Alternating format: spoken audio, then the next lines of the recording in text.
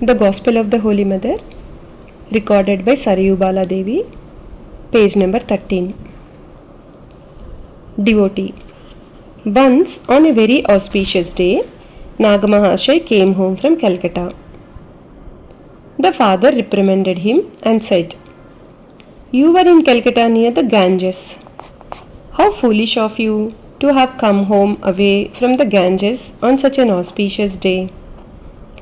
You should have stayed in Calcutta and taken bath in the holy river." But just at the auspicious moment of that day, all noticed water rising in a spout from the courtyard. Every place was flooded. Nagamahashaya became mad with ecstasy and cried, "Come, Mother Ganges." He sprinkled that water on his head. The people of his locality bathed in that water and felt as if they had bathed in the Ganges. Mother, true, even the impossible becomes possible through devotion. Once I gave him a piece of cloth. He always tied it around his head. His wife also is very good and devoted. She came to see me the other day during the summer season. She is still alive. At this time, some devotees arrived and the conversation was stopped. They prostrated themselves before the Holy Mother. She asked me to prepare some rolls of betel leaves. I prepared two and handed them over to her. She ate one herself and returned the other to me. I left her again to prepare the rest of the betel leaves. The mother, after a while, came to our room with two devotees. They started to help me and the work was over very quickly. The mother separated a few leaves to make a present to them. She was very happy and said, "Ha, my good girls have finished their job so quickly." The Holy Mother retired to the room of Golapma on the second floor.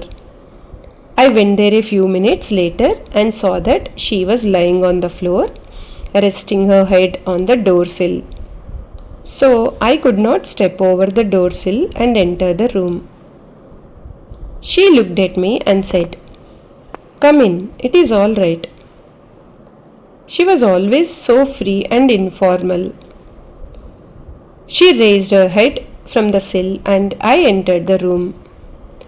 I sat by her side and began to fan her. She asked me various things regarding the school of Gaurima. I gave her suitable replies. Just then, the two women devotees came here. One of them began to dress the mother's hair. She separated one or two grey hairs and tied them in the skirt of her cloth. She said, "I shall preserve them as a souvenir." The Holy Mother felt abashed and said with hesitation, "Why are you doing so? I have thrown away so much hair before." She went to the roof to bask in the sun. We also followed her. There were many clothes drying in the sun. She asked me to take them away to the room. Later, when the worship was over, the Holy Mother asked me to make the necessary preparation for the noonday meal of the devotees. We all sat together for the meal. The mother took a morsel or two. The prasada was then distributed among us.